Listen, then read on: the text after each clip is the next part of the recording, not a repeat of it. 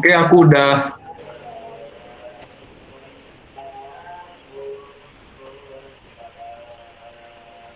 udah share screen PDF-nya. Silahkan waktu dan tempat Jo menjelaskan papernya. Silakan Jo.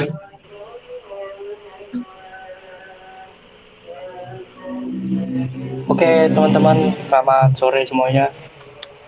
Kenalin, aku Jusardi dari angkatan 2016. Bersahabat. Ini aku kali ini lagi ngebahas karyanya Rawls, itu political liberalism. Jadi pertama-tama sebelum kita menyebut liberalisme itu banyak arti, banyak definisi dari liberalisme itu sendiri. Nah, untuk khusus dalam soal kali ini tuh lebih ke konsepsinya Rawls gitu. Nah, jadi ini soal political liberalism yang dimana Rawls itu menginginkan pertamanya itu menginginkan adanya stabilitas dalam demokrasi liberal kayak gitu-gitu. Jadi nanti dijelasin bahwa ada namanya doktrin komprehensif kayak gitu-gitu. Pertama ini kita baca dulu, dalam kondisi sosial politik yang beragam ideologi, moral, serta budaya, banyak permasalahan yang dapat mengganggu dan mengancam keberlangsungan demokrasi itu sendiri. Nah, terus John Rawls, seorang pemikir liberal dengan karya-karya monumentalnya, memiliki keinginan untuk menyelesaikan masalah-masalah demokrasi modern serta berupaya menciptakan stabilitas dalam demokrasi itu sendiri. Untuk itu, demi mencapai semua hal tersebut dibutuhkan seperangkat prosedur politik. Nah, Rawls itu menawarkan political liberalism atau liberalisme yang politis. Ini saya ngikutin terjemahannya Rocky Gerung di jurnal Prisma. Karena political gitu-gitu. Nah, terus tujuannya jelas ya, ini menciptakan stabilitas dalam demokrasi modern itu sendiri. Nah, terus dalam perkembangannya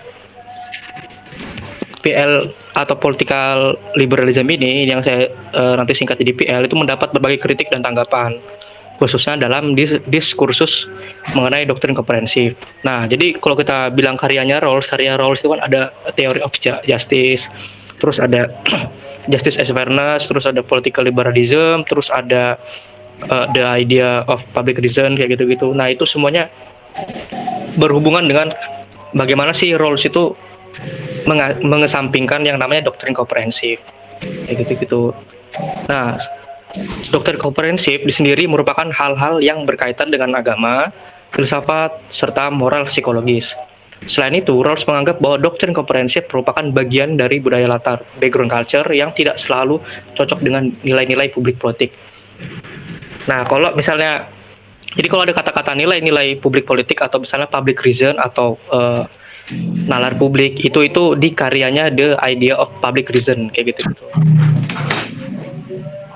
Nah, sebelumnya pembahasan ini itu sebenarnya udah pernah dibahas sama Tejo di Kogito, tulisannya Dua Daya Liberalisme, tentang Rawls dan Kim Lika saat itu, sama saya lupa Emerton atau siapa ya, itu di peran agama dalam ruang publik pakai kerangka Habermas. Nah, jadi ini sebelum lebih jauh aku coba menjelaskan bahwa Habermas dan Rawls itu cara metode filsafatnya berbeda. Jadi Rawls itu dia the political, mengarah ke the political. Nah, sebenarnya terus Habermas dia pakai ontologi politik. Maksudnya apa? Jadi dia pertama dia pakai kayak misalnya individu tuh kayak gimana, identitas tuh kayak gimana. Terus misalnya kalau individu itu punya keterputusan dengan dunia ketika dibatasin seperti itu. Nah, pada artikel ini penulis saya sendiri mencoba membahas mengenai penahanan doktrin komprehensif serta unreasonable dalam political liberalism dan mengungkapkan berbagai tanggapan yang ditujukan kepada proyek Rawls tersebut. Nah, meminjam ungkapan Taylor dengan membatasi doktrin komprehensif, maka political liberalism telah masuk pada difference blind liberalism atau liberalisme yang tidak peduli terhadap keberagaman atau kemajemukan masyarakat. Nah, berarti di sini bisa kita lihat bahwa kalau misalnya Rawls itu dia bukan kemajemukan, tapi kayak pluralism. Sementara Taylor itu kemajemukan. Berarti dia ada semacam perspektif multikultural. Ini saya mulai pertama dengan ini namanya apa namanya? Mengarah atau menuju keadilan, mengesampingkan yang metafisis mengarah ke yang politis. Kayak gitu-gitu. Nah, sebelum lebih jauh, penulis ingin membahas karakteristik dari konsepsi politik Rawls. Liberalisme yang politis atau PL singkatannya, Rawls sangat erat dengan karya-karya lainnya seperti Theory of Justice, Justice as Fairness, maupun The Idea of Public Reason. Nah, khusus bagi PL, Political Liberalism, proyek ini dapat dimulai dengan pertanyaan bagaimanakah menciptakan stabilitas dalam keberlangsungan kehidupan demokrasi. Nah, kenapa kita butuh stabilitas kayak gitu-gitu? Jadi jawabannya ada karena dalam demokrasi modern atau demokrasi liberal itu sendiri, atau bisa dibilang demokrasi kontemporer deh atau gimana. Nah, itu banyak terjadi konflik serta perselisihan yang tidak dapat dihindari. Hal ini terjadi karena adanya ide-ide doktrin yang bersemayam dalam doktrin komprehensif, di mana satu dengan yang lain bersikukuh untuk mengejar tujuan yang sesuai dengan doktrin-doktrin mereka. Dalam hal ini, demi menciptakan kestabilan terus-menerus dalam demokrasi liberal diperlukan sebuah wadah atau standar atau dasar penilaian nanti, di mana semua doktrin komprehensif dapat berinteraksi rasional dan waras. Nah, jadi sebenarnya pembacaan saya terhadap Rawls, PL ini awalnya dan penahanan doktrin komprehensif itu dan kenapa dia mengesampingkan metafisis yang mengarah ke politis khususnya dalam konteks political liberalism, yaitu pengen gimana caranya kita sesama doktrin-doktrin yang lain itu punya semacam wadah atau standar atau dasar penilaian bersama gitu, yang pada nantinya di karyanya The Idea of Public Reason itu disebut dengan nalar publik kayak gitu-gitu. Jadi kita butuh kecakapan publik bersama atau ukuran bersama dalam percakapan publik kayak gitu-gitu. Nah, terus John Rawls itu memulainya dengan mengesampingkan segala hal yang bersifat ontologis atau metafisis dalam mewujudkan stabilitas serta keadilan dalam demokrasi. Pada political liberalism, Rawls memperingatkan bahwa investigasi ontologis dapat memblokir jalan menuju kemajuan. Nah, maka dari itu filsafat politiknya ia akui sebagai the political daripada metaphysical. Jadi udah bisa dibedakan, jadi the political itu yang politis daripada metafisik yang menggunakan metafisika.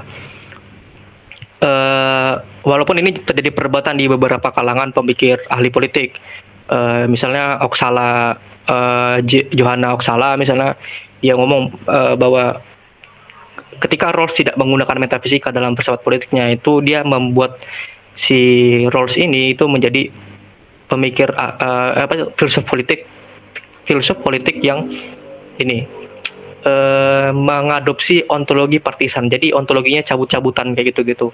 Beda kayak Habermas misalnya gitu-gitu. Nah, terus ini yang perlu digarisbawahi bahwa dengan mengesampingkan yang metafisikal bukan berarti Rawls itu anti terhadap hal tersebut. Jadi bisa dibilang bahwa Rawls itu non metafisikal, bukan anti metafisikal. Ini banyak beberapa orang-orang yang juga salah menangkap ini di beberapa literasi yang saya baca. Nah, baginya bila terlalu mendalami perdebatan ontologis dalam filsafat politik dapat menyebabkan kaburnya orientasi filsafat politik itu sendiri. Nah, menurut penulis, apa yang disebut sebagai kemajuan oleh Rawls tersebut ialah orientasi filsafat itu sendiri, yakni bagaimana sebuah konsep dalam politik itu seharusnya berjalan bahkan berkaitan dengan ranah praktis. Jadi makanya kayak kenapa filsafat-filsafat politik khususnya di Indonesia atau di kelas-kelas kita sendiri di perkuliahan, dia langsung mengarah kayak keadilan, distribusi kayak gitu-gitu. Memang Rawls sendiri mengakui bahwa itu berkaitan dengan ranah praktis kayak gitu-gitu. Misalnya seperti membahas keadilan, kesejahteraan, distribusi, bukan malah memperdebatkannya secara ontologis atau metafisis, atau misalnya kayak utilitarian kayak gitu. Bagi Rawls, karena orientasi filsafat politiknya yang mengarah pada keadilan, perdebatan ontologis merupakan hal yang menyebabkan sulitnya mewujudkan konsensus. Nah, ini itu ada hubungannya dengan Theory of Justice dengan Justice as Fairness kayak gitu. Hal ini menyulitkan karena masyarakat tidak dapat menyepakati sebuah pandangan tentang dunia secara ontologis kayak gitu. Jadi kenapa dia mengesampingkan ini? Karena yaitu ini soal efisiensi politik. Ini soal efisiensi praktis, bahwa agak sulit untuk menyepakati pandangan dunia yang secara ontologis dari berbagai doktrin nantinya. Sehingga sangat sulit apabila konsep keadilan menjadi dikuasai oleh salah satu doktrin komprehensif karena akan menyebabkan pertentangan kembali kayak gitu-gitu. Jadi ini soal istilahnya adalah doktrinal konflik kayak gitu-gitu. Jadi dalam doktrin komprehensif sendiri ada nilai kebenaran di mana itu saling konflik, saling crash kayak gitu-gitu satu sama lain. Nah, menurut Rawls, setiap individu atau kelompok memiliki fondasi ontologisnya masing-masing atau berada dalam doktrin komprehensifnya masing-masing. Doktrin komprehensif sendiri tidak hanya berarti agama, tapi juga non-agama, misalnya paham sekuler. Dalam The Idea of Public Reason, revisi itu yang terbaru, yang direvisi sama Rawls, karya terakhirnya sebelum dia sakit dan akhirnya meninggal, Rawls sendiri membedakan nalar publik, public reason, dengan nalar sekuler, dan menggolongkan nalar sekuler pada doktrin komprehensif kayak gitu-gitu. Nah, tapi ini nanti jadi perdebatan di soal moral sebenarnya. Nah, maka dari itu PL atau political liberalism atau liberalisme yang politis ini mengupayakan untuk terjadinya kesepakatan politik yang mengandung fairness, bukan konsep metafisik yang mengklaim kebenaran menyeluruh. Nah, karena masyarakat tidak dapat menyepakati sebuah pandangan tentang dunia secara ontologis, konsepsi keadilan harus mengecualikan klaim ontologis dalam pembelaannya dan menampilkan dirinya dalam istilah politik yang akrab dari tradisi politik masyarakat demokratis. Ini sering kita temuin di dunia praktis misalnya. Kenapa kayak kita nggak pernah berdebat di misalnya kayak forum-forum publik bahwa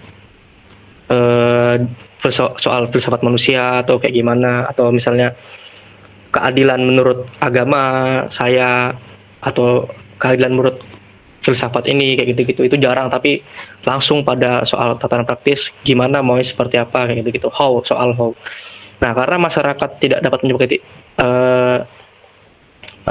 nah ini karena dengan cara ini konsep keadilan tetap berdiri sendiri kayak gitu-gitu, tidak memaksakan fondasi ontologis yang bertentangan pada warga negara, tetapi sebaliknya memberikan mereka ruang yang cukup untuk membuat konsepsi keadilan sesuai dengan doktrin ontologis mereka sendiri kayak gitu.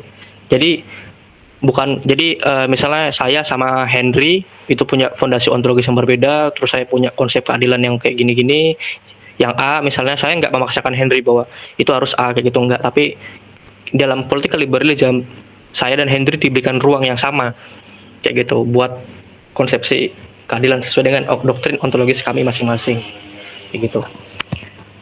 Nah, doktrin komprehensif dan penahanan dalam PL. Nah, ini persoalan sebenarnya.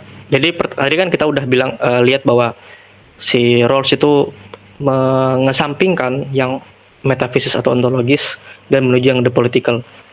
Jadi dia tuh statementnya dia dalam political liberalism itu bahwa dia tuh dia bukan mencari yang benar gitu loh, tapi yang mencari yang waras kayak gitu-gitu.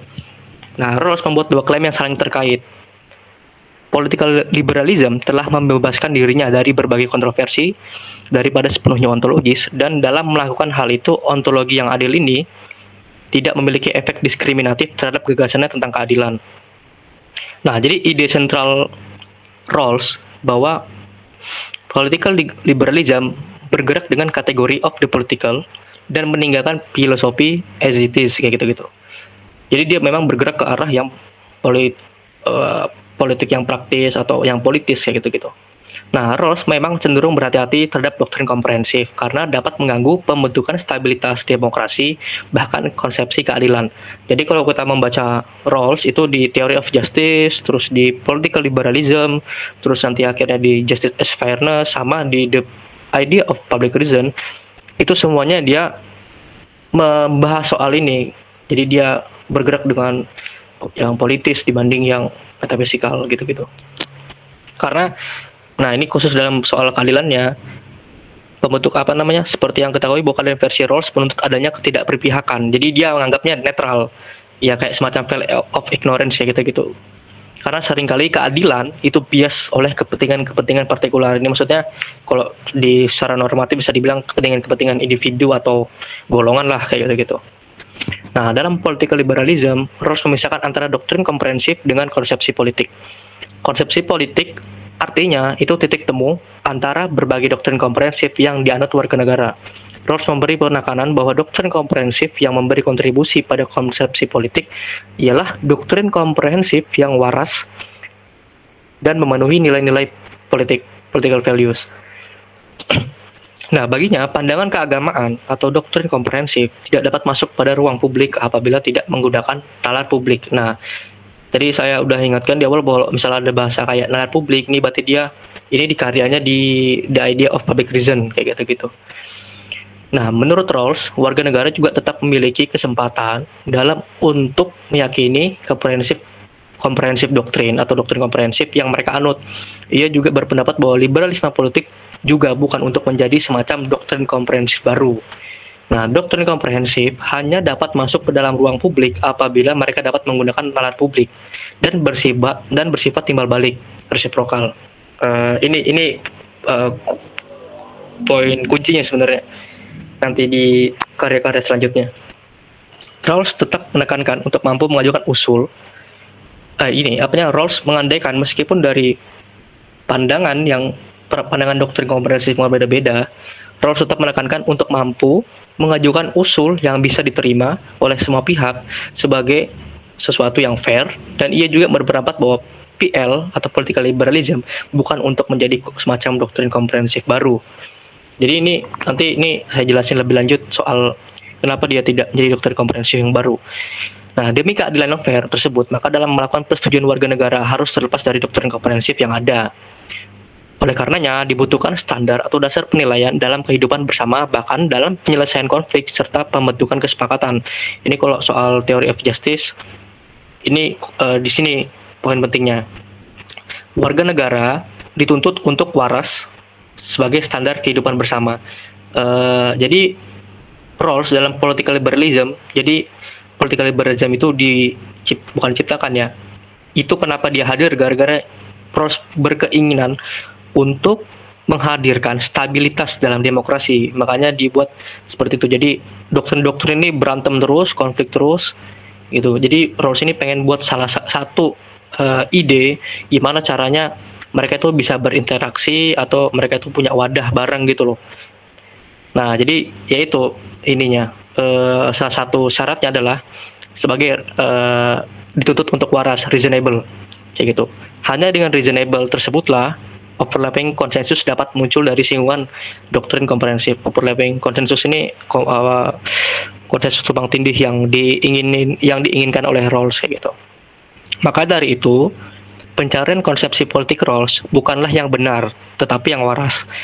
Nah, ini gara-gara statement ini itu jadi perdebatan di kalangan orang-orang kontinental di analitik, misalnya kayak Cohen, ada Atlan, kayak gitu-gitu. Itu saya juga beri catatan di bawah dalam kasus ini. Itu jadi perdebatan antara Atlan ini Atlan ini ngomong bahwa seharusnya liberalisme politik atau political liberalism itu memasukkan kebenaran, kayak gitu-gitu. Cohen enggak, kita bisa melakukannya tanpa yang ada yang benar, pakai pokoknya gitu-gitu. Nah, yang terbaru itu 2016 perkembangannya oleh Jethro Butler. Nah, terus ini soal, jadi gara-gara Rawls itu membuat dasar penilaian atau standar interaksi atau standar komunikasi atau wadah yang kita sebut reasonable itu. Nah, di sini kita masuk pada doktrin komprehensif yang waras, kayak gitu. Jadi jadi gimana caranya doktrin-doktrin tersebut itu harus reasonable. Hanya demi tujuannya yaitu buat stabilitas. Nah, dalam konteks doktrin komprehensif, reasonable tersebut menjadi semacam standar yang menaungi segala keputusan dari beberapa doktrin, baik itu yang bersifat tujuan maupun nilai. Nah, jadi misalnya agama A punya tujuannya apa, nilai-nilainya apa, kayak gitu-gitu, itu nggak bisa kayak gitu. Jadi semuanya harus lewat yang namanya reasonable ini. Nah, reasonable inilah yang menggantikan seluruh ide tentang kebenaran dan yang benar yang berada dalam doktrin komprehensif. Jika doktrin komprehensif menjadi reasonable, barulah mendapatkan penghormatan resiprokal, timbal balik, dan akomodasi untuk mengamankan overlapping konsensus. Nah, Rawls sendiri membedakan reasonable dan yang rasional. Kita tahu sendiri bahwa Rawls itu punya perspektif yang homogen bahwa warga negara itu rasional, kayak gitu kan.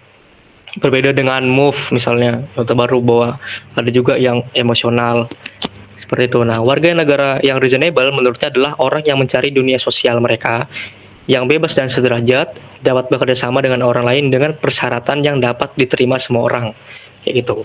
Nah, sementara rasional artinya agen tunggal yang bersatu, baik perorangan atau perusahaan, dan menyangkut bagaimana tujuan dan kepentingan agen tersebut mengadopsi dan mengafirmasi bagaimana kebaikan mereka diberikan.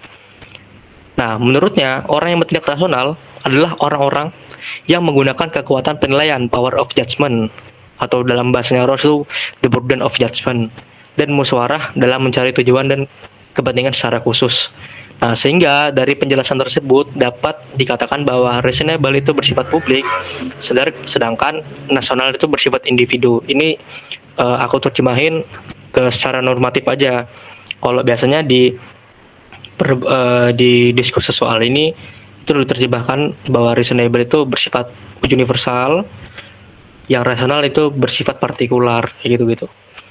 Tapi nanti ini ada hubungannya juga dengan individu dan non-individu, publik dan non-publik, kayak gitu-gitu.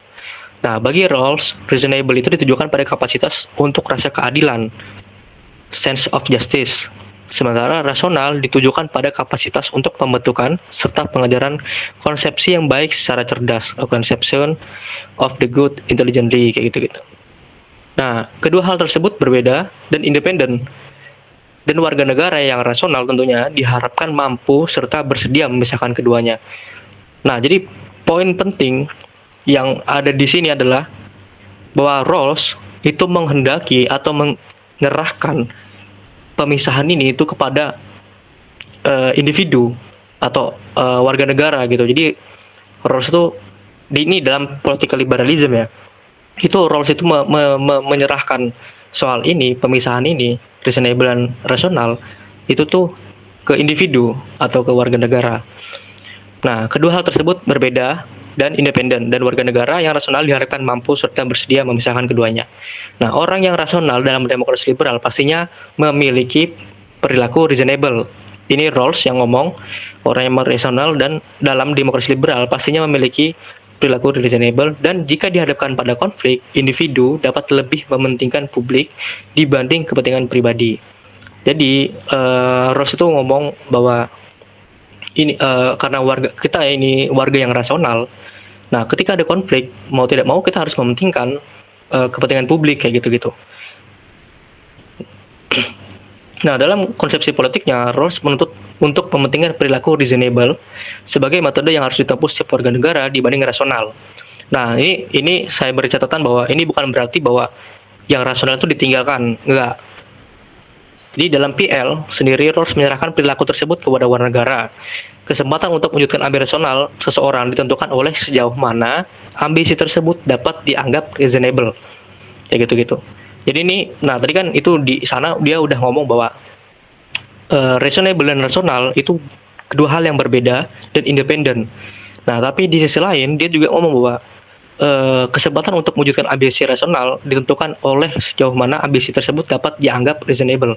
Nah, jadi sebenarnya mereka ini berbeda tapi semacam punya keterkaitan, punya hubungan gitu istilahnya. Nah, sehingga rasional tersebut, yang rasional tadi kita, itu diatur konsepsi publik mengenai reasonable. Ini cikal bakal kenapa misalnya politik, jadi apa namanya, kita tuh nggak bisa terlepas dari politik atau seperti apa, karena kita punya tanggung jawab, kayak gitu-gitu. Ini cikal bakalnya di sini. Nah, kenapa kayak gini? Karena Rawls itu terinspirasi dari John Locke, terinspirasi dari Thomas Hobbes, di mana mereka kedua orang itu filsuf politik besar zaman dulu itu menggunakan social contract, kayak gitu-gitu. Nah, terus jadi sehingga rasional tersebut diatur konsepsi publik mengenai reasonable.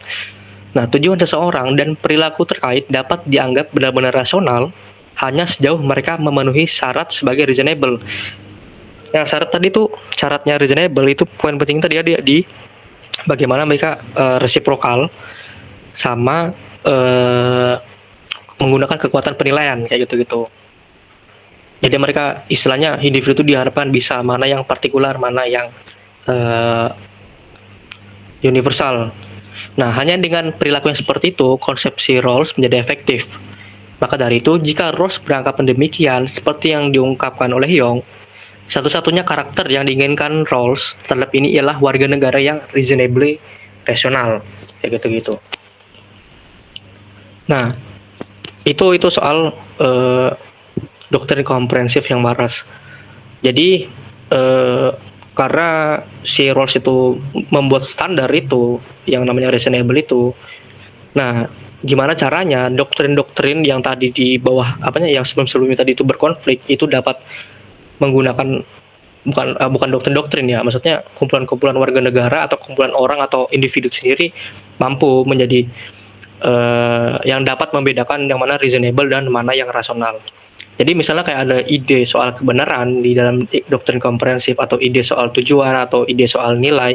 Nah, itu adalah bagi Rawls itu adalah soal persoalan rasional kayak gitu-gitu. Itu persoalan individu yang bukan ranah publik kayak gitu-gitu. Nah, di situ nanti dia bakal banyak dapat kritik kayak gitu-gitu. Nah, ini kita masuk di penahanan doktrin komprehensif. Nah, ini soal moral. Nah, karena tadi kenapa disebut penahanan? Karena doktrin komprehensif itu tidak seutuhnya akhirnya bisa masuk dalam itu. Misalnya ruang publik atau kehidupan publik atau kehidupan bersama atau bisa disebut demokrasi. Karena Rawls sudah membuat batasan itu. Nah, jadi seperti ulasan sebelumnya, political liberalism tidaklah menggunakan konsep kebenaran moral untuk penilaian politik. Jadi di sisi lain, reasonable juga menjadi ide yang menggantikan yang benar dalam doktrin komprehensif. Nah, ini semua demi mengantisipasi konflik-konflik doktrinal yang muncul dalam menghambat pembentukan konsensus demi keadilan di justice as fairness misalnya nanti. Nah, Rawls intinya menghendaki warga negara untuk reasonable dan pada akhirnya menggunakan nalar publiknya, public reason dalam kehidupan bersama. Nah, nalar publik tersebut berfungsi sebagai dasar penilaian sesama warga negara demi menjamin stabilitas dan menjaga demokrasi serta masyarakat yang tertata baik atau well-ordered society sebagai tujuannya nanti.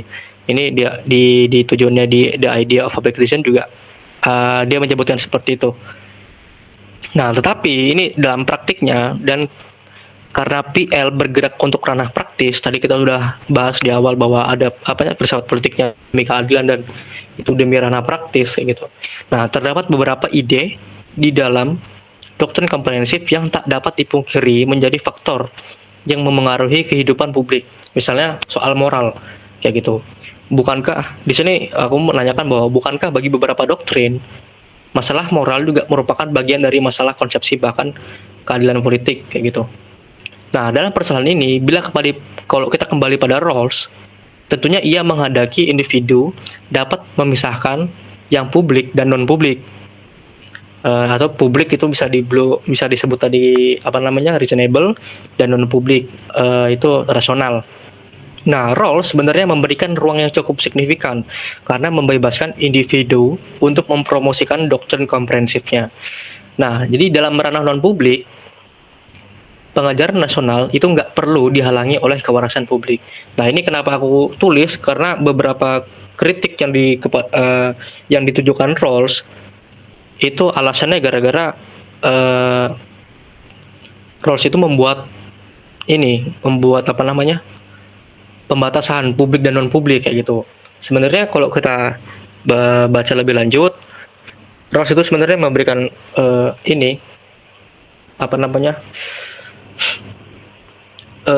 ruang yang cukup signifikan buat doktrin komprehensif itu buat mempromosikan ajarannya.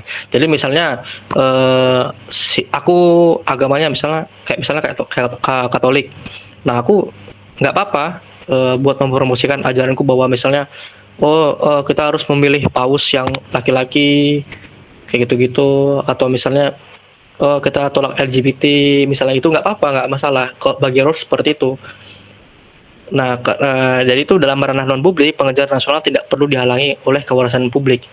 Nah, Bahkan di dalam pembacaan saya di ruang publik sendiri itu nggak masalah. Nah, syaratnya cuma satu, nggak boleh. Tetapi apabila doktrin komprehensif tersebut memaksakan penilaian mereka ke semua warga negara, hal inilah yang harus dibatasi dengan konsepsi publik mengenai reasonable. Walaupun doktrin-doktrin tersebut dapat mempromosikan unreasonable dalam ranah publik. Jadi kan, jadi sebenarnya yang Rawls buat ini tuh apa ya, kayak ini juga yang jadi sebenarnya nanti jadinya paradoks bahwa Rawls itu pengen buat stabilitas dalam demokrasi, tapi dia sendiri mengakui bahwa memang dalam demokrasi banyak kontestasi kayak gitu-gitu, banyak konflik apa-apa. Nah, yang istilahnya yang Rawls buat itu cuma gimana punya wadah ruang bersama dan melewati ide penilaiannya itu reasonable itu kayak gitu-gitu. Itu tadi seperti itu, bahwa dokter komprehensif juga dapat mempromosikan ajarannya di ruang publik. Jadi misalnya kalau ada beberapa pemikir atau yang mengatakan bahwa ini gara-gara Rawls itu membuat apa namanya? Jadi doktrin komprehensifnya itu ditahan gara-gara dia memisahkan publik dan non publik, itu sebenarnya kurang tepat karena Rawls sendiri itu memberikan ruang yang cukup signifikan bagi doktrin komprehensif untuk tetap mempromosikan nilai-nilainya. Nah, namun ini yang jadi problem adalah yang menjadi mustahil adalah ukuran yang menjadi penilaian Rawls untuk reasonable, yakni hanya kesukarelaan warga negara. Jadi tadi kita udah bahas sebelumnya bahwa yang sebenarnya ukurannya Rawls itu cuma gimana sih individu mampu memisahkan publik dan non publik kayak gitu. Nah, jadi ini problemnya, bahwa karena Rawls itu membuat PL atau political liberalism itu untuk ranah praktis. Nah, tapi di ranah praktis sendiri dia menolak ukurkan ini soal reasonable itu cuma ke soal kesukarelaan warga negara. Jadi kamu sukarela apa enggak gitu, atau kamu menyadari atau kamu berinisiatif kayak gitu-gitu. Nah, yang memberikan contoh hal tersebut bisa saja tidak mungkin dilakukan dalam ruang publik. Jadi misalnya Sosietas A memiliki pernyataan bahwa dunia ini penuh keilahian dan tak dapat ganggu gugat. Contohnya misalnya kayak orang-orang yang transenden lah, kita bisa bilang gitu. Serta Sosietas B mengatakan bahwa kehidupan dimulai dari kelahiran. Misalnya dia percaya bahwa kehidupan ini imanen, penuh dengan imanensi. Nah, dalam berhadapan dengan aturan konstitusi misalnya, atau pembentukan aturan bersama, misalnya seperti itu, mengenai same-sex marriage misalnya, bisa saja Sosietas A itu menolak karena bertentangan dengan ide dalam kehidupan non-publik mereka. Nah, walaupun hal tersebut tidak mengharuskan mereka untuk menerimanya dalam kehidupan non-publik.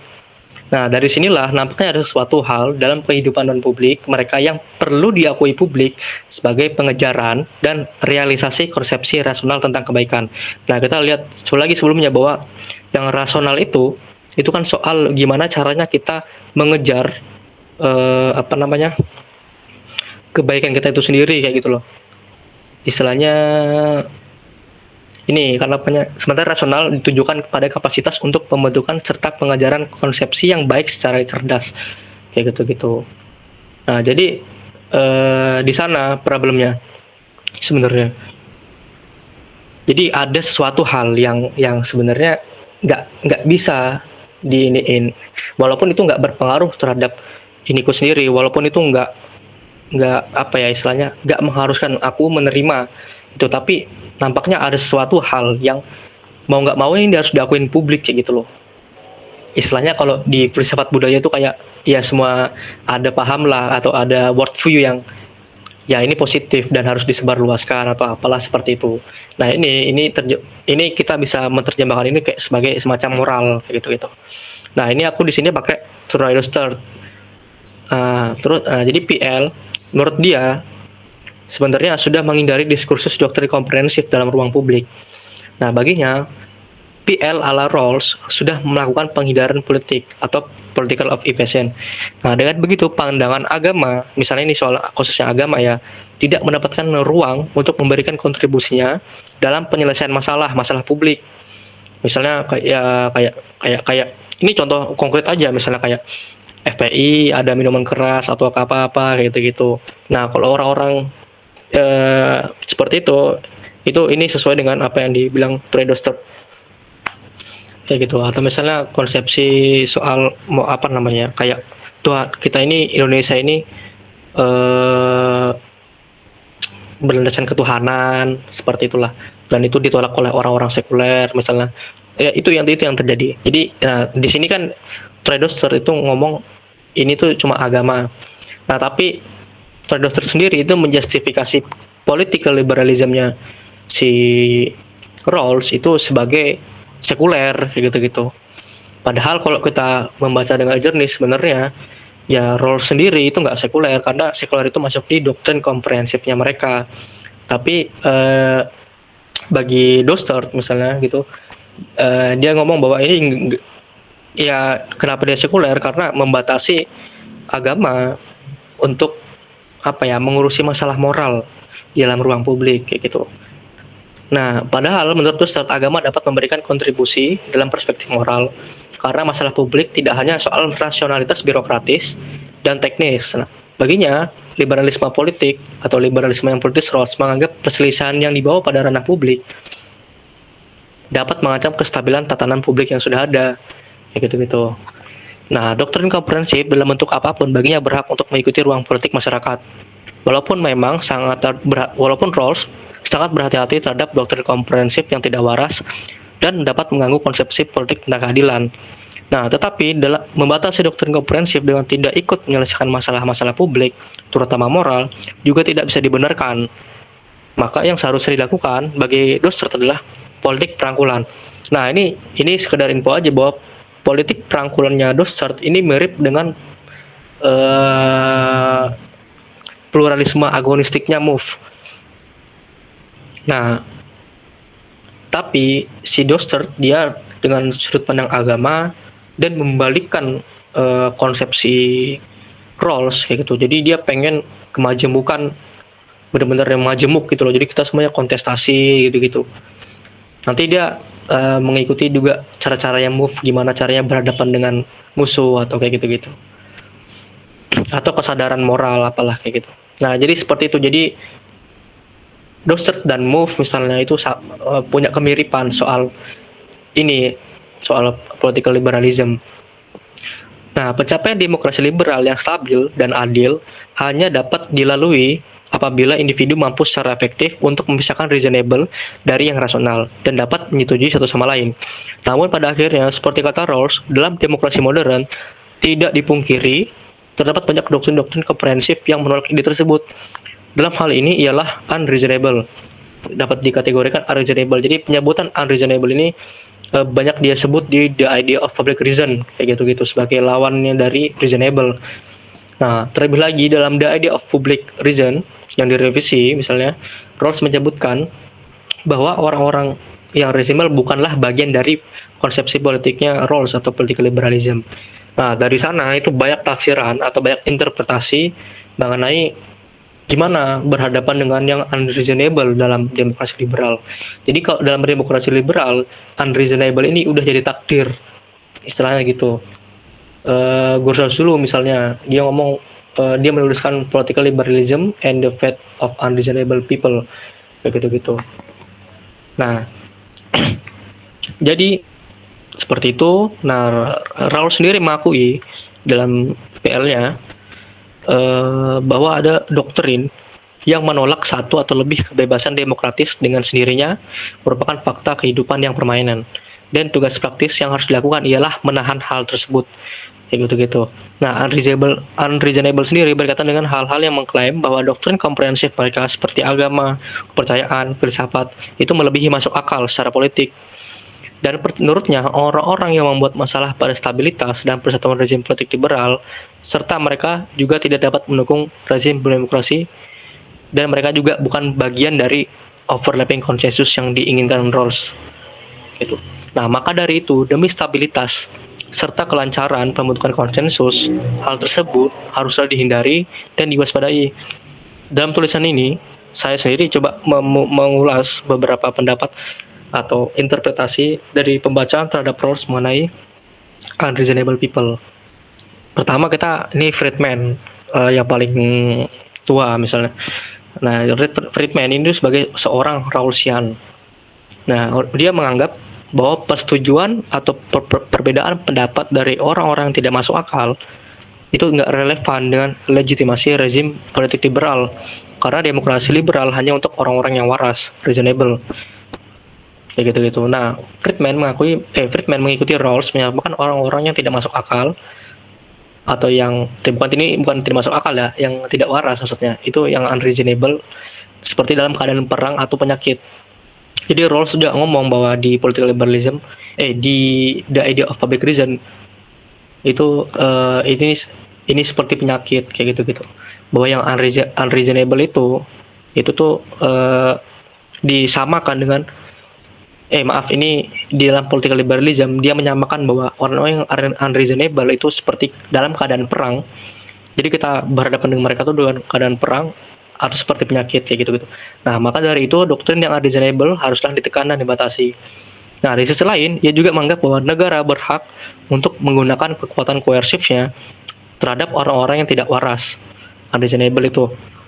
Nah, ini semua dilakukan karena kumpulan tersebut, unreasonable people, tidak mendukung akan keabsahan konsepsi politik Rawls. Nah, lebih tegas lagi, ia menyarankan untuk tidak memberikan perlindungan terhadap hak-hak dasar dan kebebasan sistem, serta kebebasan ekspresi dari kumpulan yang unreasonable. Nah, terus interpretasi berbeda datang dari Kuang. Nah, Jonathan Kuang itu berbeda dari Friedman. Nah, jadi dia menolak pendapat Friedman yang tidak memberikan hak-hak kewarganegaraan bagi kumpulan yang unreasonable. Jadi sebenarnya mereka tuh kurang lebih sama, cuman bedanya di situ soal pemberian hak-hak. Karena kan di Friedman dia tidak memberikan perlindungan, sementara nggak bisa kayak gitu. Karena menurut pembacanya Kuang, Rawls sendiri itu nggak memberikan penjelasan yang spesifik mengenai toleransi terhadap doktrin yang reasonable dan yang unreasonable. Nah, ini aku jelasin sedikit kenapa Rawls itu tidak memberikan, karena baginya ini tuh akan berjalan terus, itu ukuran ini itu bergerak terus ya gitu loh. Jadi sama-sama nggak ada ukuran seperti apa harus diapain tuh nggak ada kayak gitu-gitu. Nah, bagi Kuang, stabilitas normatif demokrasi liberal ala Rawls itu bergantung pada support. Support di sini maksudnya ialah hal-hal yang bermanfaat pada demokrasi itu sendiri dan bersifat konstruktif. Nah, menurut Rawls, dalam konteks stabilitas normatif demokrasi liberal, membenarkan penahanan doktrin yang tidak masuk akal sebagai tujuan sah. Nah, ini kan dia mirip dengan Friedman, misalnya. Nah, namun hal itu hanya dilakukan apabila yang unreasonable tersebut telah mengancam kebebasan dan persamaan yang menjadi prinsip dasar liberalisme. Jadi ketika dua hal itu dilanggar, baru bisa dilakukan penahanan terhadap yang unreasonable. Nah, penahanan terhadap doktrin yang tidak masuk akal ini dapat digambarkan sebagai kebijakan yang niat utamanya untuk merusak atau membatasi penyebaran ide-ide yang menolak prinsip-prinsip fundamental demokrasi liberal. Nah, itu seperti itu. Nah, tapi ada tanggapan lagi dari Gursoslu misalnya. Dia lebih menawarkan ide penahanan ini sebagai bentuk transformasi politik. Jadi si Gursoslu ini melihat atau menginterpretasikan Rawls, pembacanya terhadap Rawls itu bahwa konsepsi Rawls tentang political liberalism sebenarnya dimungkinkan berpusat pada efek edukatif tataran politik kayak gitu. Jadi ini buat edukasi politik seperti itu. Nah, terus sehingga gagasan utama konsepsi politik Rawls adalah membentuk dan membelokkan doktrin komprehensif dari yang unreasonable menuju ke reasonable. Nah, tentunya ini tugas praktis tambahan bagi para Rawlsian dalam menjaga stabilitas politik liberal.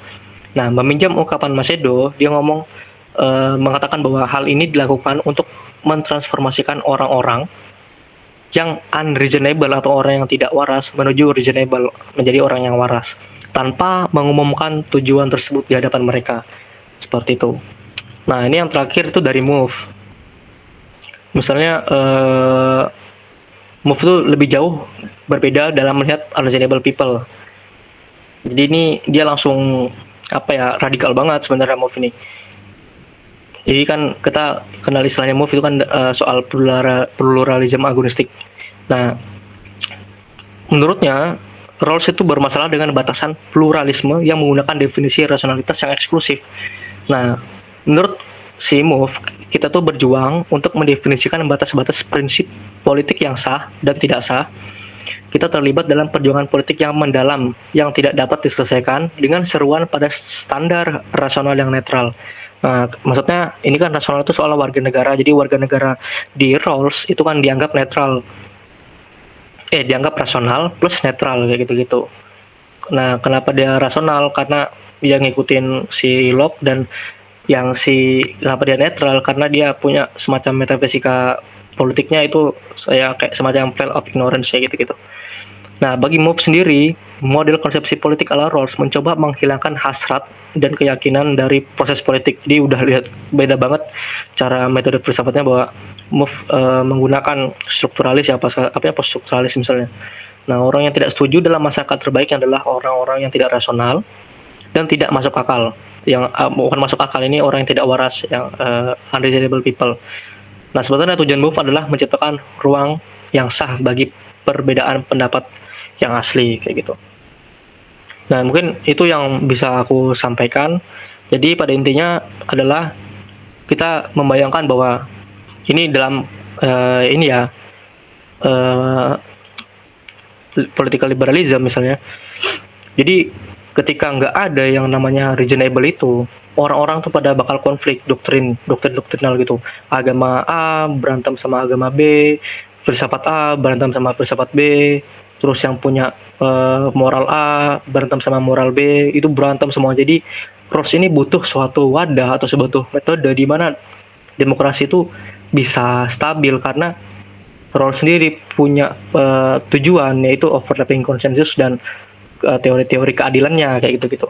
Nah, jadi membayangkan seperti itu, Rawls menginginkan ada sebuah dasar penilaian yang sama atau wadah bersama gitu loh. Nah, wadah itu kita bisa sebut semacam reasonable. Nah, kalau dasar penilaian itu nanti di idea of public reason dia menyebutnya sebagai public reason kayak gitu-gitu. Nalar publik. Jadi di mana kita punya standar percakapan publik yang sama.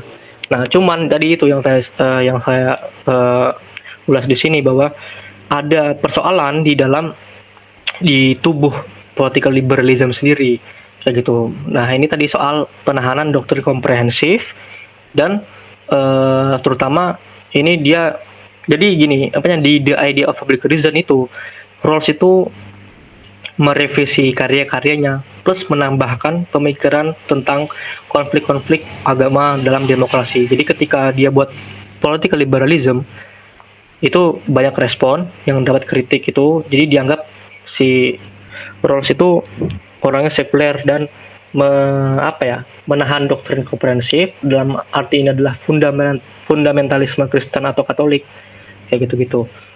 Makanya dia buat ini. Jadi sampai sekarang bahkan itu masih bermasalah. Jadi kalau yang sekarang perdebatan kontemporernya adalah apakah di dalam PL itu nggak ada kebenaran kayak gitu-gitu loh. The truth. Jadi sepembacaan saya, si John Rawls sendiri itu menggunakan kata the true, TRUE. Itu yang dipakai Cohen. Nah, tapi sementara orang-orang yang mengkritiknya itu pakai truth, TRUTH kayak gitu-gitu. Jadi itu berbeda. Nah, dan bahasa Indonesia menurut aku nggak memadai soal itu. Nah, jadi seperti itu. Jadi ada di dalam internal political liberalism sendiri ada masalah kayak gitu-gitu. Jadi ya memang benar banyak yang kritik bahwa gimana soal moral kayak gitu-gitu. Karena Rawls sendiri tadi kan ngomong bahwa nggak apa-apa mempromosikan itu di depan publik. Nah, tapi kan ketika kita membuat konsepsi atau aturan atau percakapan bersama, atau misalnya kayak konsepsi politik tentang keadilan kayak gitu-gitu, kan Rawls itu menginginkan itu tuh ditinggalkan kayak gitu loh.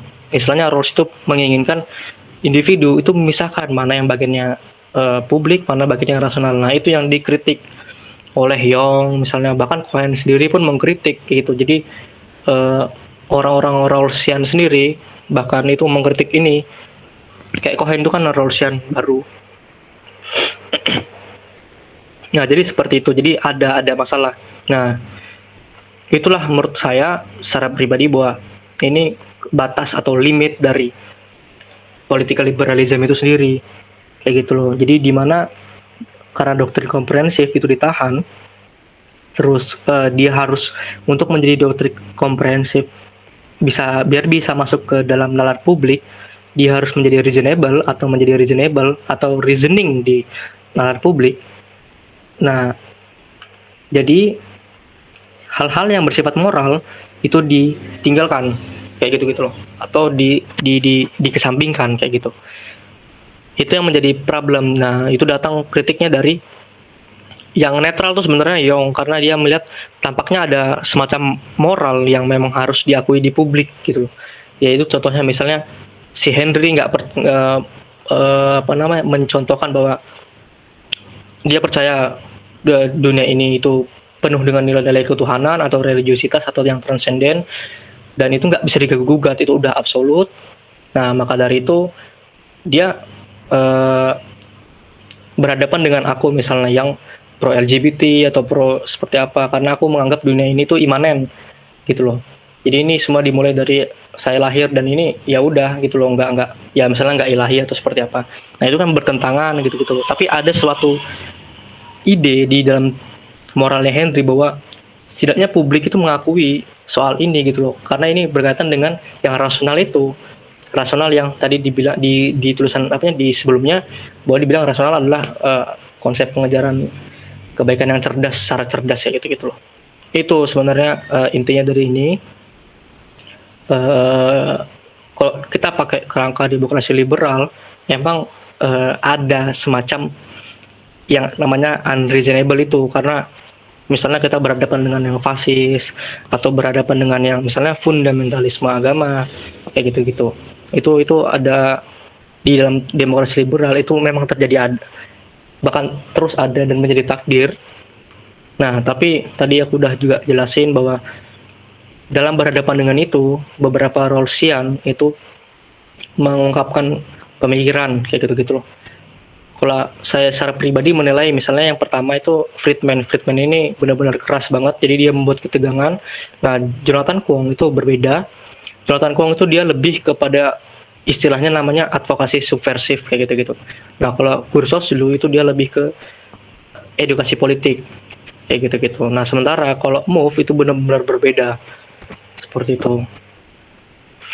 Itu mungkin itu aja yang bisa aku sampaikan, Hen.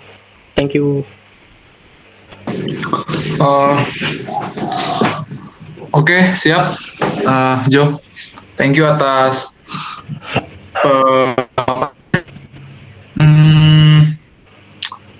ini diskusi.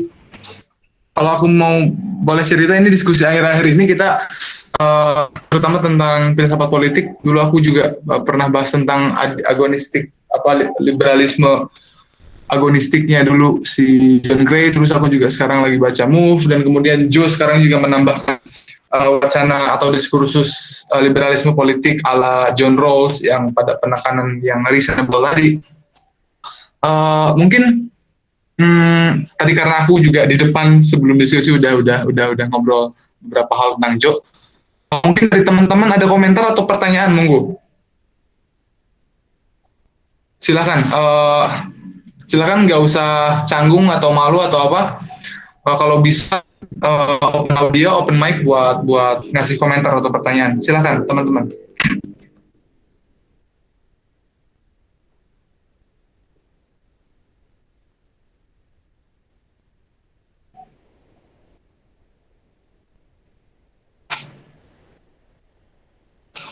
Iya Jo, perihal tentang reasonable dan rasional itu tadi. Kalau aku mau boleh tanya, jadi reasonable itu menyangkut ketika kita dalam ranah politik, ketika dalam ruang publik itu, ketika yang diinginkan adalah yang reasonable, tanda kutip quote unquote adalah reasonable, itu artinya kewarasan dan bukan rasional, karena rasional itu adalah punya distingsinya yang lain. Berarti kita mengupayakan dalam penyampaian pendapat, penyampaian opini kita dalam ruang publik adalah sejauh kita juga membayangkan kalau apa yang kita sampaikan secara parsial mungkin tidak sepenuhnya itu juga berlaku untuk kebaikan mereka ya. Jadi diasumsikan pendapat kita itu universal ya, punya kebaikan yang universal atau ya common good.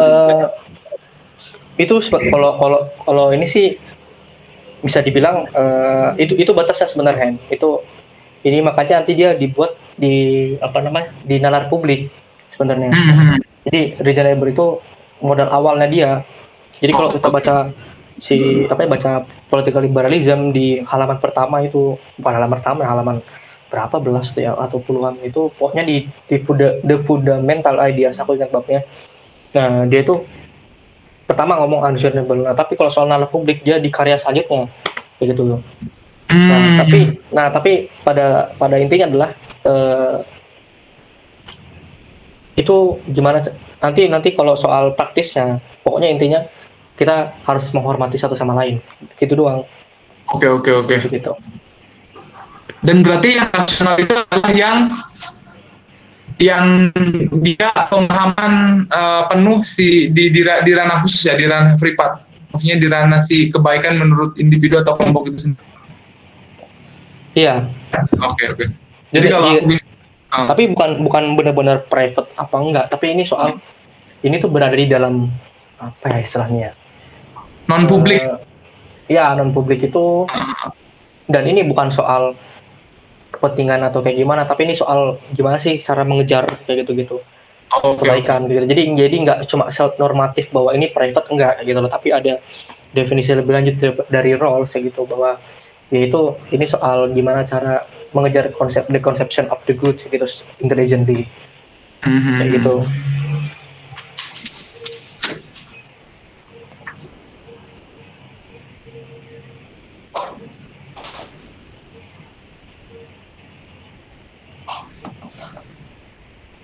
Nah, tapi ini aku mau nambahin dikit. Jadi lucunya Rawls itu di political liberalism, dia benar-benar keras sama doktrin komprehensif, kayak gitu. Nah, tapi di The Idea of Public Reason yang direvisi, dia membuka diri terhadap doktrin komprehensif, kayak gitu-gitu. Oke. Nah, jadi makanya kenapa orang-orang yang di belakang tadi, yang di unreasonable people tadi, yang berhadapan dengan yang unreasonable itu berbeda-beda pendapat, karena Friedman itu lebih banyak melihat pada political liberalism sebenarnya. Kuang sebenarnya melihat di The Idea of Public Reason, kayak gitu-gitu. Nah, sementara si Gursoslu itu di soal toleransinya, di esai soal toleransinya Rawls, ada lagi beda-beda gitu, dan itu yang sebenarnya menyulitkan soal dan interpretasi Rawls gitu, karena mau yang mana yang mau dijadikan patokan kayak gitu. Tapi ya fondasinya di political liberalism kalau soal nalar publik kayak gitu. Ini Friedman tuh Milton Friedman ya Jo, atau siapa sih? Ini loh, aku udah tulis di ininya. Oh, di daftar pusaka ya? Nggak ada yang itu, ya Milton Friedman.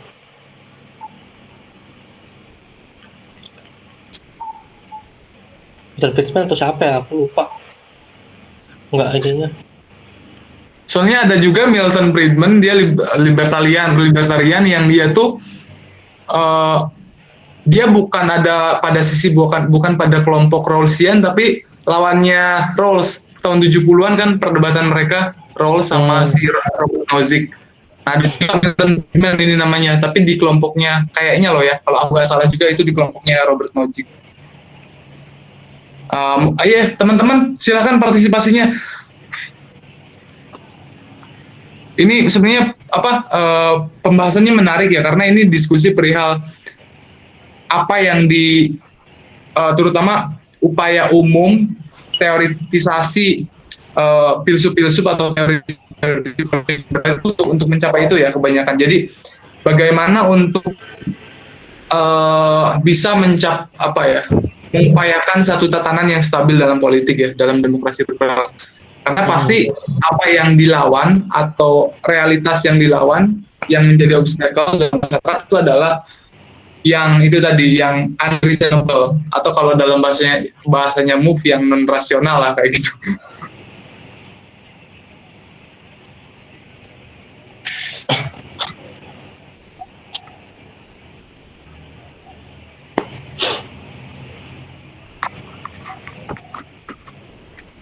Wah, ini baru cuma 15 orang nih. Dimas kemana nih, Dimas?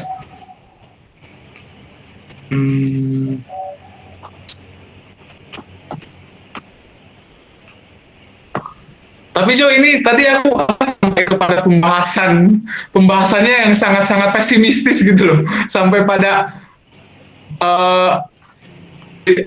unreasonable people is exist and it is a destiny, dan itu adalah sebuah takdir gitu loh. Iya, nah itu aku ini kalau secara pribadi ya, maksudnya aku berasumsi aja bahwa pada akhirnya nanti si move itu bakal kayak gitu juga. Tapi entah ukurannya apa, kayak gitu-gitu. Iya. Karena mau nggak mau, ketika tapi kan apa namanya, kayak pasti bahkan di dalam komunion terkecil atau seperti apa, kita butuh kestabilan kayak gitu-gitu kan. Nah itu yang penasaran sebenarnya. Iya. Kayak gitu-gitu. Nah kalau sementara kan kalau si Rawls kan ciri khasnya kan demokrasi konstitusional. Kayak gitu. Iya, hal itu. Jadi selalu ada yang the reasonable. Nah, aku menarik sih. Ini apalagi misalnya ini berkaitan, misalnya ya, kaitannya sama kayak ini, kayak apa namanya, benar-benar ranah praktis ya. Misalnya kayak contohnya aja kayak Amerika yang mendeklar dirinya sebagai negara liberal, gitu. Nah kan pasti ada orang-orang yang tidak waras, orang-orang yang unreasonable. Nah, gimana cara mereka menanggapi kayak gitu. Nah itu ya aku lihat aja, kalau misalnya dia caranya keras ya Friedman, terus kalau misalnya gimana ya Kwong.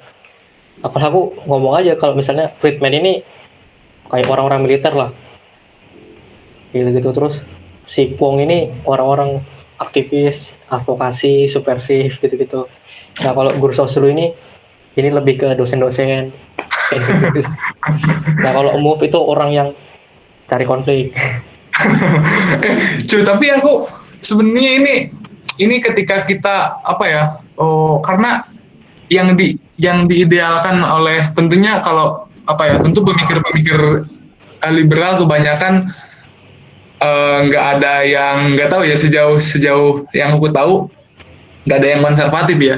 Tapi dalam arti ranah politik praksis gitu loh. Kan demokrasi perwakilan kan memungkinkan siapa saja untuk berkuasa, termasuk dari mereka, katakanlah orang-orang yang konservatif dari itu gimana ya, maksudnya mereka kan secara konstitusional legal menang pemilu dan berhak untuk mengeluarkan kebijakan yang menurut si Rawls itu bisa dibilang unreasonable gitu loh. Kayak misalnya mungkin lah ya, maksudnya dalam sudut pandang agama itu unreasonable. Berarti ini kayak universalis ya, Rawls. Tapi enggak, kalau di soal representatif ya, Rawls juga bahas itu kan. Gitu. Dan itu dia juga bilang bahwa di demokrasi yang perwakilan itu ya memang apa sih namanya, istilahnya kayak ya tetap ada hal yang rasional itu ada kayak gitu. Nah tapi ini uniknya Rawls. Jadi di idea of public reason dia kan dikritik nih sama orang-orang agama. Dibilang ini sekuler lah, dibilang ini. Jadi orang-orang doktrin-doktrin agama tersebut itu merasa bahwa dengan adanya political liberalism itu, ini secara tidak langsung itu mengurangi efektivitas atau mengurangi influence dari doktrin-doktrin tersebut gitu loh. Jadi kayak ditahan gitu loh. Makanya aku bilangnya penahanan. Iya. Kayak gitu. Nah, pada akhirnya di the idea of public reason, si Rawls itu dia, aku ngomong sih cerdik banget. Karena dia cerdik, akhirnya yang unreasonable dan beberapa syarat tentang yang waras apa kayak gitu-gitu, itu dia alihkan ke pejabat publik kayak gitu. Makanya dia kuat banget kayak gitu, dan berbeda dengan Move kan. Kalau Move kan mainnya di bawah.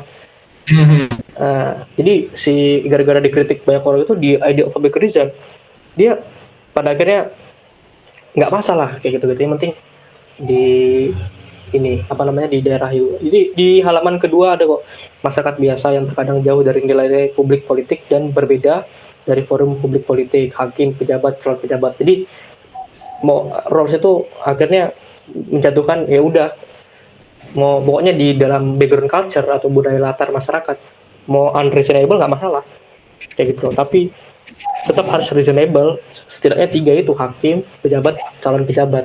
Nah, yang soal hakim dan pejabat inilah, ya ini pertarungannya di sana, kontestasinya. Makanya kenapa orang-orang post strukturalis bilang kayak misalnya kayak teori-teori kuasa lah atau seperti apa kayak gitu, karena limitnya di sana. Berarti ini pembahasannya bisa ini juga mungkin yang kamu juga pelajari mungkin ya. Ini juga nanti kalau kita bicara tentang hukum segala macam, Rawls berbicara tentang konstitusional segala macam, ini perdebatannya juga bisa ke arah hukum ya, Jo, ke arah yang dulu pernah kamu singgung tentang hukum progresif, hukum apalah itu bla bla bla. Iya, makanya ini aku ngutip salah satu aku ngutip juga dari ini Robert Justin Lipkin. Jadi itu in defense of law, liberalism and the role of reasonableness, public reason and tolerance in multicultural constitutionalism kayak gitu. Jadi juga ke sana arahnya.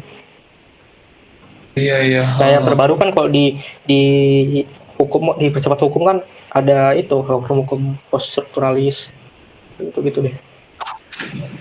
Oke. Itu juga dari muaranya dari sini, dari Rawls.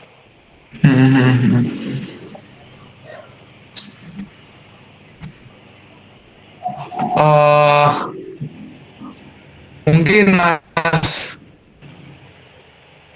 Mas Suara Rakyat mungkin atau Mas Syahdan, Mas Rian boleh bersuara. Ini soalnya pembahasannya apa ya? Menurut saya menarik ya, karena ini juga yang sedang saya ada di lingkaran itu ya. Saya juga sekarang sedang ada di lagi baca-baca perihal ini. Jadi perihal kontestasi konflik, masalah identitas, masalah perdebatan dalam ruang publik, bla bla bla. Nah, kalau Rawls ini lebih penekanannya fondasinya adalah rasionalitas. Sementara kalau saya baca Move itu groundless ya, benar-benar kontestasi itu benar-benar nggak ada dasarnya, groundless saja, saling berkontestasi tapi ada mode-nya gitu loh, bukan antagonis. Kalau Move ciri khasnya kan dia condong kiri ya. Iya. Nah, tapi aku yakin pasti dia berhadapan dengan apa yang disebut Dostert itu kanan.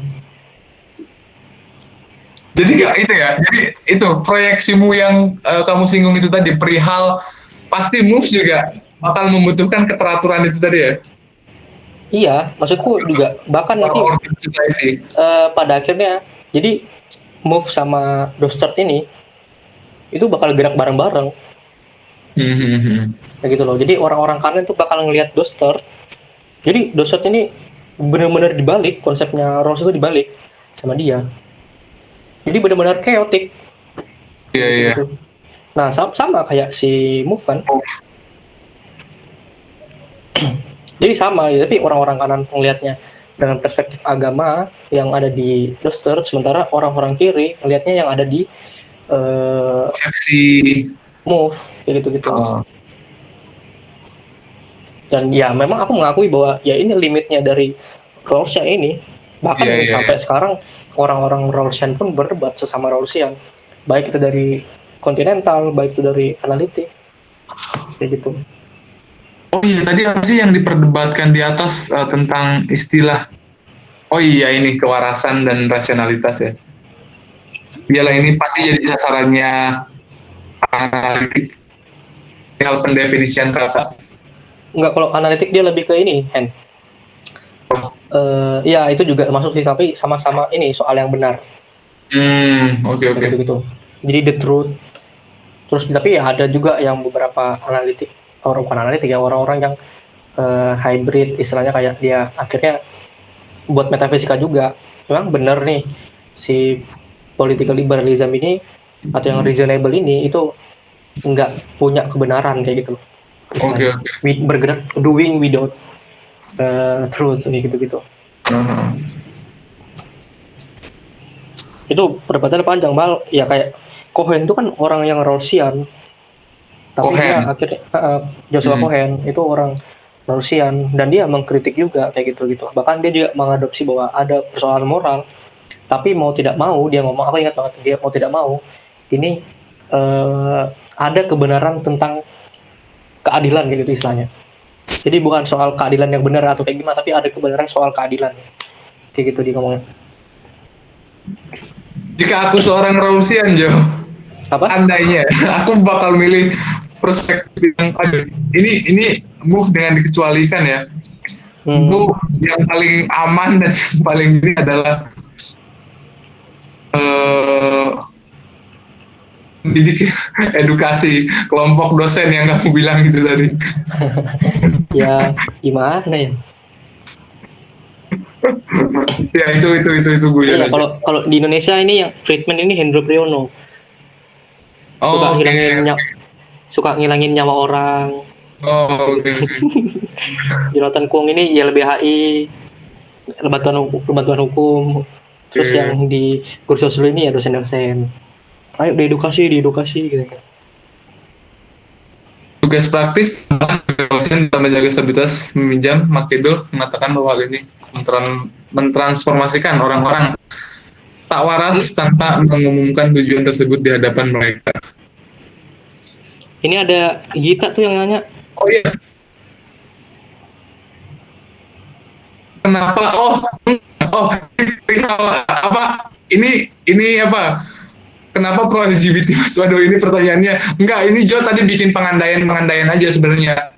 Aku misalnya diandaikan sebagai seorang yang religius, yang menganggap penciptaan atau menganggap bumi itu apalah transenden, dengan religiositas. Nah tadi Jo bikin pengandaian dia berada di pihak yang sekuler seperti itu. Jadi itu pengandaian apa simulasi yang dibuat aja tadi untuk membuat apa penjelasan lebih mudah.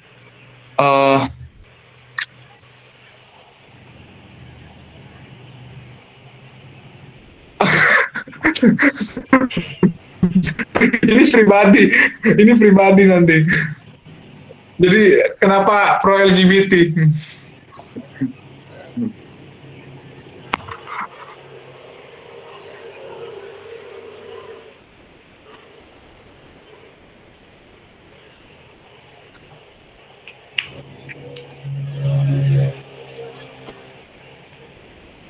Gimana tuh Jo? Kamu ditanya. Gimana ya, aku nggak bahas itu. Iya, nggak bahas itu, sorry. Itu tadi apa ya? Itu pengandaian aja ya, dan maaf nggak bisa dijawab. Pengandaian. Sebenarnya aku mau nyontohin. Nah ini. Mau tanya, apakah dengan demikian negara perlu menyeragamkan ukuran yang tadinya bisa berbeda untuk dapat melihat justice awareness, yang tentunya pandangan antara keadilan masing-masing juga beda-beda sebagai alat mencapai kepentingan bersama. Bagaimana jika semua orang tidak merasa butuh untuk mematuhi perintah negara? Apakah harus ada pemaksaan demi mencapai kebutuhan komunal, demi kebutuhan bangsa?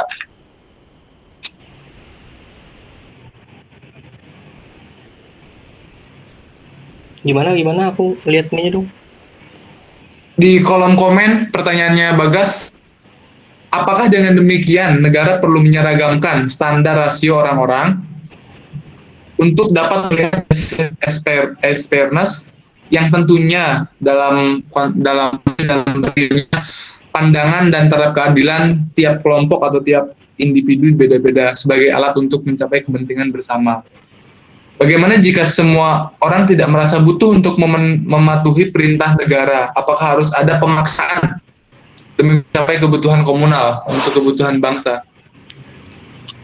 Apakah dengan demikian negara perlu menyeragamkan ukuran rasio orang-orang yang tadinya bisa berbeda-beda untuk dapat melihat justice as fairness yang tentunya pandangan tentara keadilan masing-masing orang juga berbeda sebagai alat mencapai kepentingan bersama. Bagaimana jika semua orang tidak merasa butuh untuk mematuhi perintah negara? Apakah harus ada pemaksaan demi pencapaian kebutuhan komunal, kebutuhan bangsa? Nah, kalau di Rawls itu dia lebih mengutamakan kontestasi sebenarnya dibanding pemaksaan, begitu. Oke. Jadi gini cara aku fasenya kayak gini. Sebelum Rawls kalau kita patokannya di political liberalism, misalnya Rawls mementingkan itu ada di ranah publik kayak gitu. Tapi ketika mendapat soal-soal doktrin komprehensif yang menolak mematuhi PL-nya si Rawls, akhirnya dia menyerahkan itu ke publik ke pejabat publik kayak gitu larinya ke perwakilan representasi. Oke. Nah tapi perdebatan yang ini itu adalah perdebatan semua orang apa Rawlsian itu apa sih ukurannya orang itu tidak waras dan waras gitu, apa sih ukurannya ini adil apa tidak kayak gitu. Nah tapi Rawls itu ya itu kalau di Justice and Fairness dia udah ngomong kayak beberapa konsep keadilan di sana. Nah Rawls itu punya pernyataan hipotetis yang soal keadilan itu kayak gitu.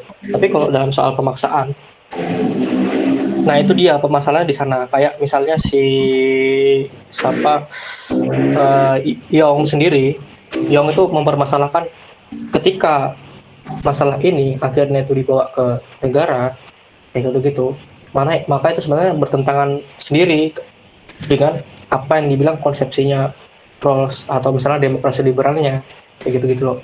Jadi ketika Rawls menaikkan itu menjadi sebuah ini berdasarkan pemerintah misalnya, atau bahkan di perspektif kontemporer itu ke hukum, itu Rawls itu masuk ke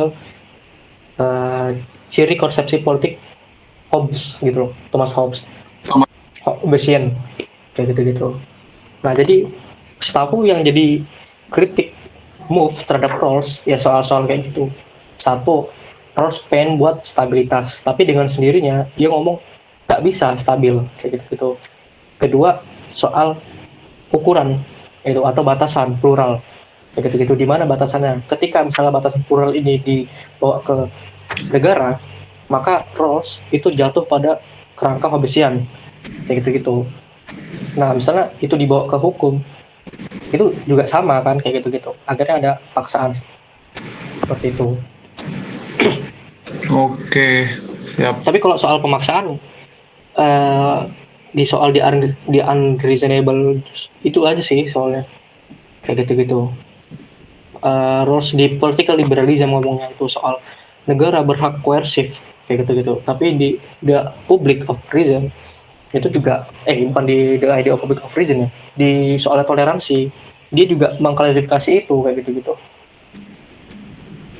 Jadi agak ini ya agak sulit sebenarnya. Kita harus melihat karir intelektualnya si Rawls ya, awal dan akhir, di mana di akhir dia membuka pada yang unreasonable itu tadi ya Jo.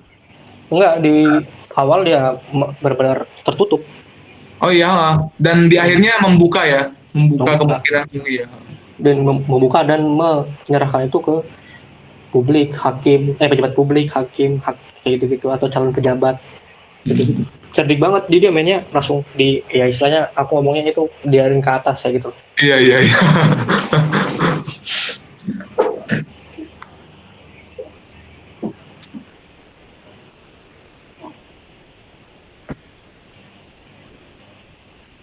Ada lagi teman-teman? Silakan, saya menunggu salah satu dari teman-teman atau beberapa dari teman-teman buat open mic langsung. Gak apa-apa. Atau ditulis juga gak apa-apa. Tapi soal penyeragaman tadi katanya ini, itu juga menarik tuh.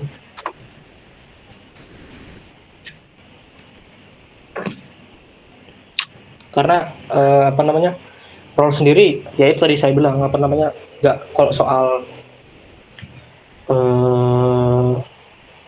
bahkan dia ngomong sendiri bahwa ukurannya itu nggak ada, bahkan yang namanya justice itu juga sendiri bergerak terus sesuai ininya, bahkan orang-orang Rawlsian juga mengatakan seperti itu. Jadi sesuai apa ya, kalau secara normatif kita bilang itu sesuai tempatnya dan kondisi di mana suatu civil society yang ini kayak gitu-gitu. Jadi sebenarnya Rawls itu cuma memberikan prinsip aja gitu loh. Berarti konsepsi keadilan bergerak terus ya Jo? Konteks Selalu bergerak terus, selalu bergerak terus. Oke. Ya contohnya aja misalnya kayak si Move kan, kayak gitu-gitu. Saya masih bingung terkait dalam liberalisme politik liberalisme yang bertujuan untuk memberikan ruang yang sama, tidak ada keberpihakan. Tapi sisi unreasonable juga harus dimusnahkan. Dan sejauh mana intervensi negara terhadap masyarakat dalam memberikan nalar publik.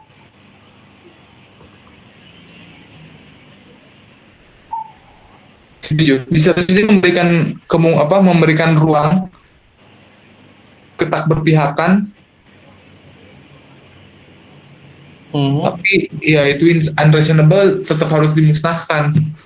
Nah, apa ya yang ini kalau soal keberpihakan yang tadi aku tulis itu tuh soal keberpihakan di sini tuh soal tidak ada intervensi dari doktrin komprehensif itu yang secara partikular kayak gitu. Nah ini kan dengan cara ini apa namanya?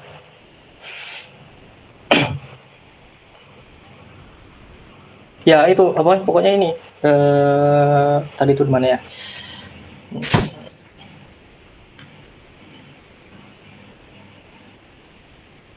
Nah ini kan apanya, keadilan versi Rawls menuntut adanya ketidakberpihakan karena seringkali keadilan bias oleh kepentingan partikular. Nah, jadi kan Rawls itu pengennya buatnya kayak gitu. Jadi dalam membentuk percakapan publik, dalam membentuk wadah publik sama keadilan gitu-gitu.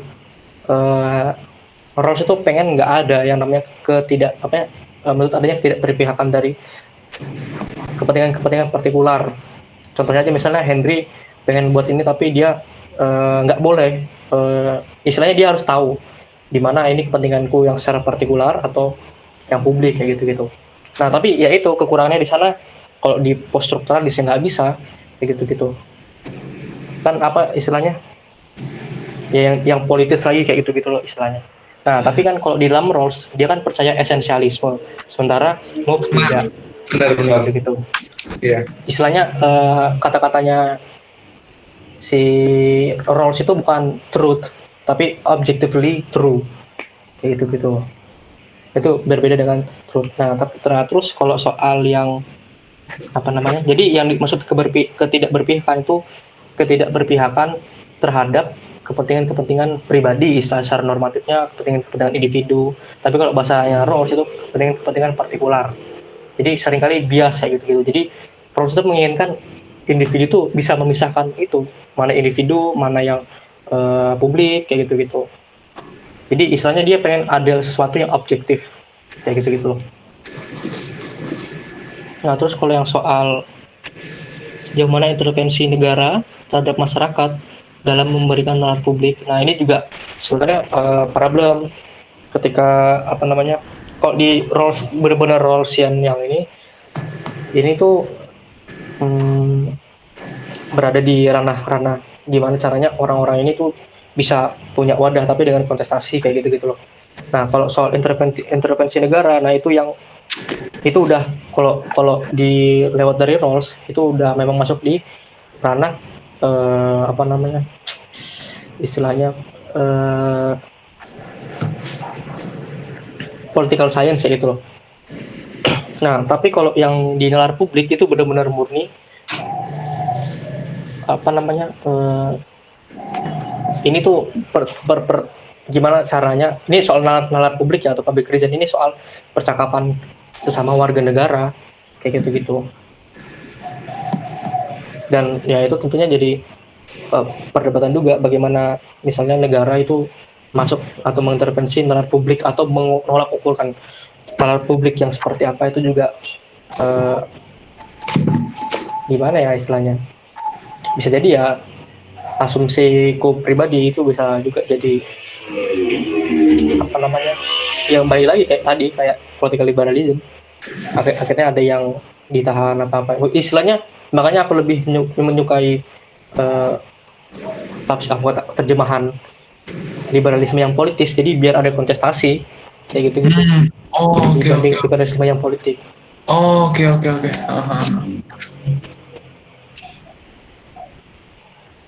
Itu sih kalau ini. Tapi kalau soal diskursus nalar publik itu memang di ranah antar dokter komprehensif gitu. Karena ini soal apa namanya, dasar penilaian atau standar sesama publik kayak gitu.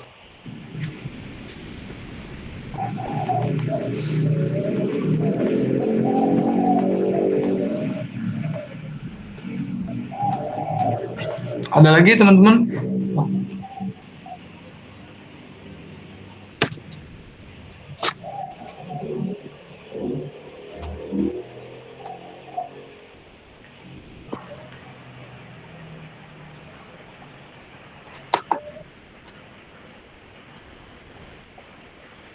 Udah hampir jam 5 sore. Kita mulai dari jam 3 lebih 20 ya, kira-kira udah 1,5 jam lebih nih kita diskusi. Ini aku share lagi link papernya Jo, siapa tahu teman-teman mau baca dan belum sempat harus scroll ke atas dan nggak ada. Ini link terakhir, mungkin teman-teman bisa akses yang belum masuk tadi. Terus kalau nggak ada, mungkin saya tutup aja kali ya. Oh iya teman-teman, betul ya. Jo ini pendahulu saya ya, jadi dulu redaksi dikepalai sama Josardi ya, kemudian saya. Jadi dulu apa ya?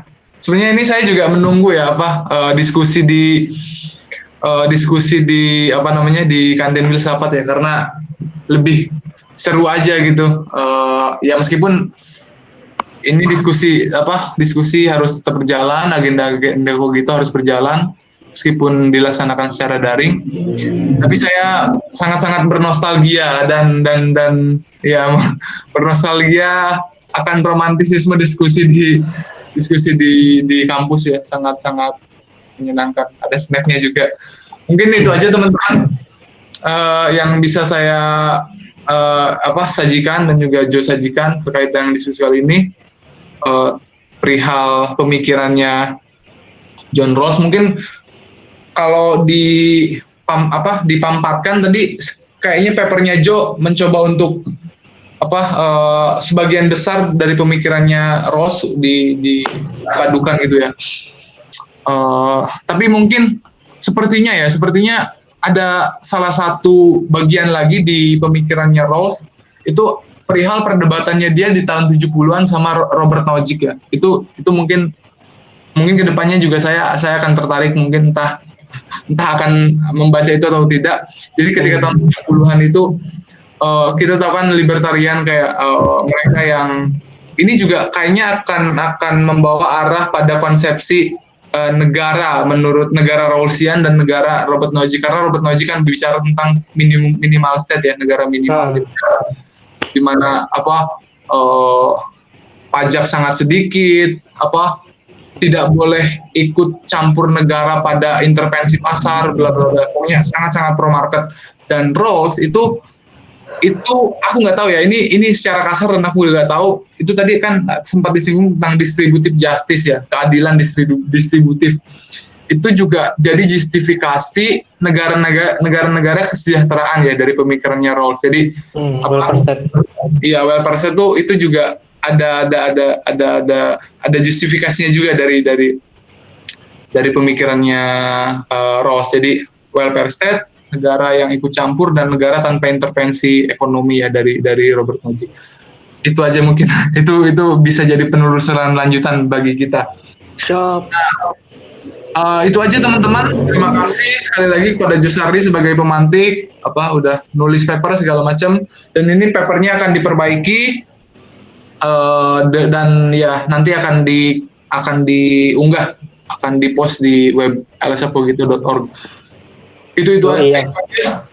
Aku Teman-teman sekali lah nulis liberalisme daripada Siap. hedonisme terus. Oke, makasih teman-teman. Silahkan, Liv, boleh. Oke, aku Sampai lihat dulu nih ya. Thank you Sampai teman-teman jumpa. semuanya. Silakan, Kita Jo. diskusi di